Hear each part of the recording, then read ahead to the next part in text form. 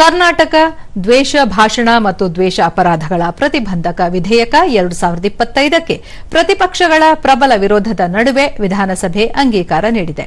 ವಿಧೇಯಕವನ್ನು ಪರ್ಯಾಲೋಚನೆಗಾಗಿ ಮಂಡಿಸಿದ ಗೃಹ ಸಚಿವ ಡಾ ಜಿ. ಪರಮೇಶ್ವರ್, ಇತ್ತೀಚಿನ ದಿನಗಳಲ್ಲಿ ಕೆಲವರು ವಿವಿಧ ಸಮುದಾಯಗಳಿಗೆ ನೋವಾಗುವ ಮಾತುಗಳನ್ನಾಡುತ್ತಿದ್ದಾರೆ.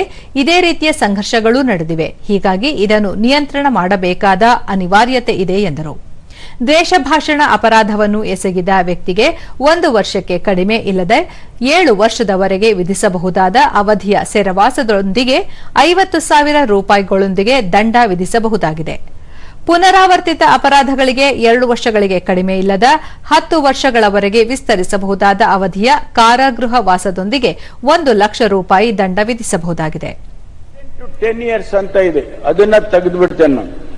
7 ವರ್ಷ ಸಾಕು ಅಂತ ಹೇಳಿದ್ದಾರೆ. ಅದು ಯಾಕಂದ್ರೆ ಆ ಕಾನೂನಿನ ಚೌಕಟ್ಟಿನಲ್ಲಿ ಅದನ್ನ ನಾವು ನೋಡಬೇಕಾಗ್ತದೆ. ಅದಕ್ಕೆ ಆ ಎಕ್ಸ್ಟೆಂಡೆಡ್ ಟು 10 years ಅದನ್ನ ಚೇಂಜ್ ಮಾಡಬೇಕಾಗ್ತದೆ ಮಾನ್ಯ ಅಧ್ಯಕ್ಷರೇ. ಅದನ್ನ ಅಮೆಂಡ್ಮೆಂಟ್ ಅನ್ನ ನಾನು ತಮ್ಮ ಸದನ ಅಪ್ರೂವಲ್ ಆದ್ಮೇಲೆ ನಾನು ಅದನ್ನ ಸೇರಿಸ್ಕೊಳ್ಳೋದಕ್ಕೆ ಮನವಿಯನ್ನ ಮಾಡ್ತೇನೆ.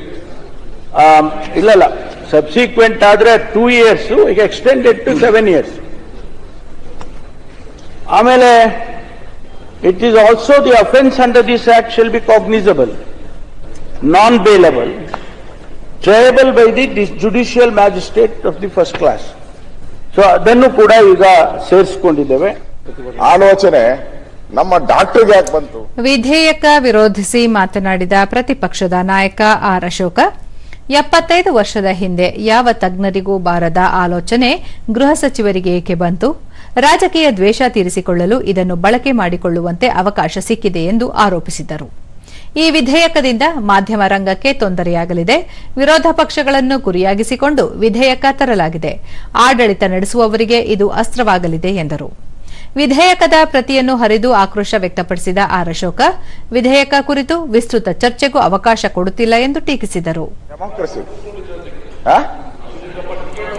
ಟಿಕೆಟ್ ತಗೊಂಡು ದೇವರಾಜ ಅರಸು ಕೂತ್ಕೊಂಡಿದ್ರು ಅನ್ಸುತ್ತೆ, ಅವ್ರು ಬರ್ತಾ ಇದ್ದಾರೆ ಅವ್ರ ಪುಸ್ತಕದಲ್ಲಿ. ಅದಾದ್ಮೇಲೆ ಅವ್ರನ್ನ ಎರಡನೇ ಕರೆದು ಅವ್ರ ಜೊತೆ ಕಾಫಿ ಕುಡಿದ್ರು. ಅಷ್ಟು ಟೀಕೆ ಮಾಡಿದ್ರು, ಅಷ್ಟು ಟೀಕೆಗಳನ್ನ ಮಾಡಿದ್ರು. ಮಾಡಿದಂಥದ್ದಕ್ಕೆ ಸಹಿಷ್ಣುತೆ ಬೇಕದಕ್ಕೆ. ಇವತ್ತು ನೀವು ತಂದಿರುವಂತ ಬಿಲ್ ಏನಿದೆ ಅದರಲ್ಲಿ ಈ ಪೊಲೀಸ್ ಅಧಿಕಾರಿಗಳು ಏನಿದಾರಲ್ಲ ಅವರು ಒಂಥರ ಹಿಟ್ಲರ್ ಆಗೋತಾರೆ, 100% ಹಿಟ್ಲರ್ ಆಗೋತಾರೆ. ಏನೇನ್ ಪದ ತಂದಿದ್ದಾರೆ ಅಂದ್ರೆ ಮಾನಸಿಕ ನೋವು, ಅವನು ಏನು ನೋವು ತಗೊಂಡಿರ್ತಾನೋ ಗೊತ್ತಿಲ್ಲ, ಮಾನಸಿಕ ನೋವು, ದ್ವೇಷ ಭಾವನೆ, ಈ ತರದೆಲ್ಲ ಪದಗಳನ್ನ ಉಪಯೋಗ ಮಾಡ್ಕೊಂಡಿದ್ದಾರೆ. ಇಲ್ಲಿ ಸಂವಿಧಾನದ 19(1)(a) ಏನಿದೆ ಅಭಿವ್ಯಕ್ತಿ ಸ್ವಾತಂತ್ರ್ಯ, ಇದರ ಪೂರ್ತಿ ವೈಲೇಷನ್ ಆಗ್ತೈತಿ. ಈ ವಿಧೇಯಕದ ಬಗ್ಗೆ ಆಡಳಿತ ಮತ್ತು ಪ್ರತಿಪಕ್ಷಗಳ ನಡುವೆ ಏರಿದ ಧ್ವನಿಯಲ್ಲಿ ವಾಗ್ವಾದ ಮತ್ತು ಮಾತಿನ ಚಕಮಕಿ ನಡೆಯಿತು.